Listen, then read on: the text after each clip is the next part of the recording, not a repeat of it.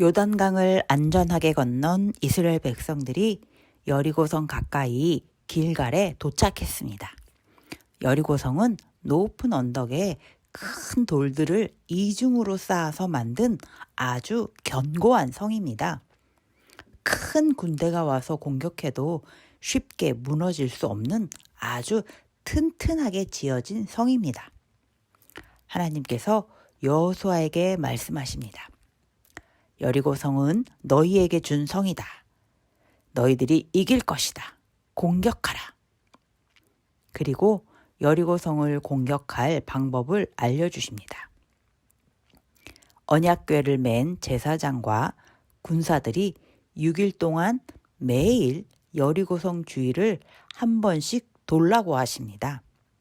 그런 다음 7일째는 여리고성을 7번 돌고 제사장이 나팔을 불면 모두 소리를 지르라고 알려주십니다. 과연 효과적인 방법일까요?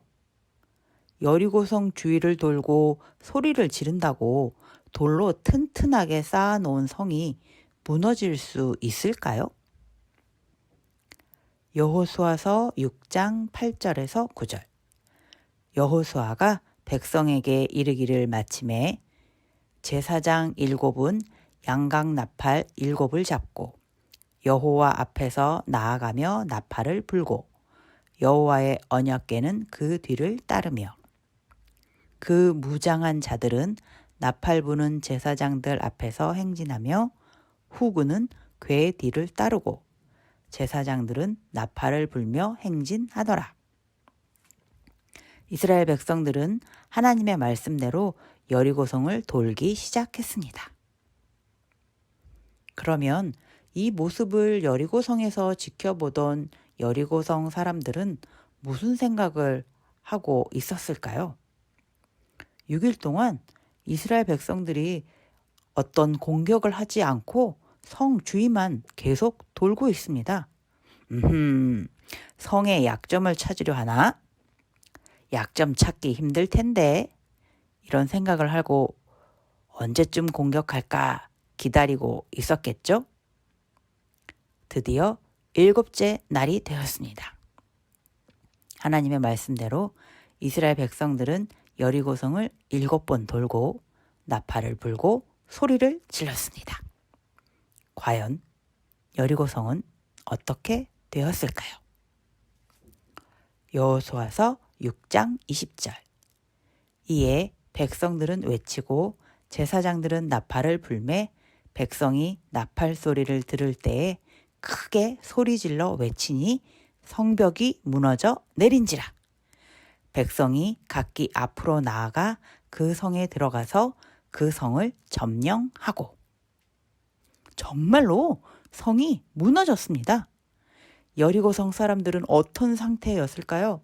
엄청 많이 놀랐겠죠? 특별한 공격도 없었는데 성이 무너졌습니다. 많이 혼란스러워서 우왕좌왕 했을 겁니다. 이스라엘 백성들이 무너진 성벽을 밟고 여리고성에 들어가서 하나님의 말씀대로 남녀노소와 가축들은 모두 진멸시킵니다. 물론 기생 라합의 집 사람들은 구출합니다. 여리고성은 완전히 무너졌습니다.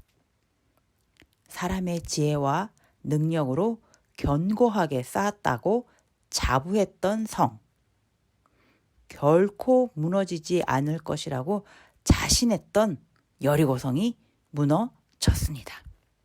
하나님의 방법으로 무너졌습니다. 어떻게 이런 방법으로 이길 수가 있어?